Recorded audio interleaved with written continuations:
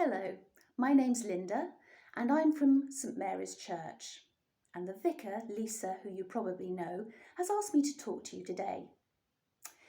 Now, Lisa said I could talk about anything I like that's important to me. So what I thought I'd do was let you know what I start the day doing. If it's a lovely day, I'll go out into my garden, but if not, I'll stand on my carpet and it works just the same. I plant my feet on the ground. I stand up straight, put my shoulders back and take a few deep breaths. And then I put on the whole armour of God. Now, that might seem like a bit of a weird thing to do because thankfully we don't live in a war zone. I'm not a soldier and I'm not going out to fight anybody. So why would I put on armour? Well, we all have challenges in life, and doing this helps me to feel a little bit safer and a little bit braver. And at the moment, it's still very odd, isn't it? We're all wearing masks, us adults, and we're taking our distance from each other and using lots of hand gel, and things can feel a little bit strange and scary. So anything I can do to help me feel a little bit safer and a little bit braver, well, I'm going to be doing it. But it's not my idea. It comes from the Bible. You might have heard of St. Paul. Now, he wrote a lot of letters to a lot of his friends who lived all over the place. And one group of friends lived in a place called Ephesus, which is now in Turkey. Now, these friends, they weren't actually fighting a battle with a war or an army, but they were struggling. They were trying to share Jesus' message of peace and love and joy, and it was very difficult for them. So their friend Paul, he advised them to put on the whole armour of God. Now, he meant to imagine it, which is what I do in the morning. But today, I've got some props handy to help us to see what the armour he meant would have looked like. So Paul lived in the time of the Romans, and I've got some things here which hopefully will help us to see what Roman armour looked like. And the first thing is a pair of shoes. Now, these look very old, as if they could actually be Roman shoes, which they're not, but these are a bit like what Romans marched all the way from Italy, almost to Scotland in. I can imagine it was very chilly in the winter. I hope they had some socks to put on underneath, don't you? But these, for me, are my shoes of peace. Now, I don't wear these shoes every morning. I just imagine that whatever shoes I have on, they are my shoes of peace.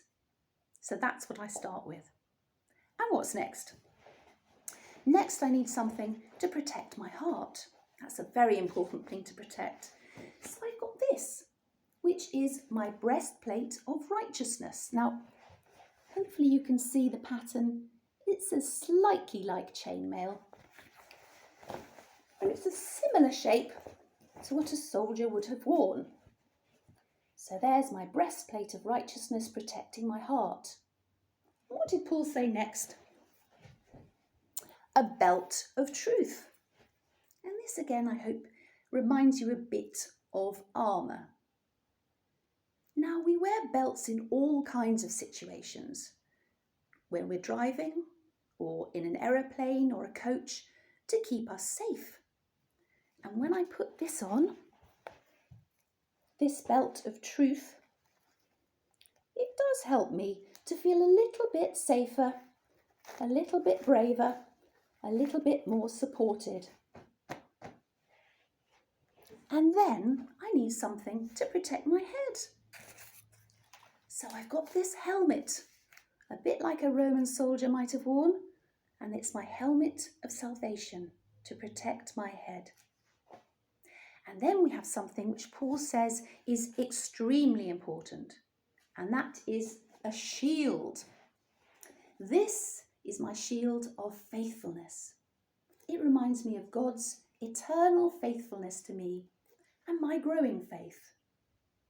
And as you can see, it protects me from all kinds of things, including the sun shining off the surface. And that's my shield of faithfulness. But I wouldn't be a soldier if I didn't have a weapon. So here is my sword. But I'm not going to attack anyone with this. No, this is a sword in the battle for peace and love. But it feels good to have all of this on. So I'm going to stand up now so we can see the full armour. Although you'll have to imagine the shoes of peace. So here we are, bend down a bit, and here we are. And I must say I do feel a little bit safer and a little bit braver in my armour. But we don't actually have to put any of this on. We can just imagine it. So anytime you need a little bit extra confidence, anytime you need to feel a little bit safer or a little bit braver, you could imagine that you're wearing armour. You could do it now. Close your eyes and imagine you've got your shoes of peace on. You've got your breastplate of righteousness. Your belt of truth is keeping you safe. You've got your helmet of salvation, your shield of faithfulness, and your sword of the Spirit. And you are in your armour, safe and brave. Well, I hope you've enjoyed listening to that this morning. I'm going to finish off now with a prayer. And if you'd like to make the prayer your own, please join in with me.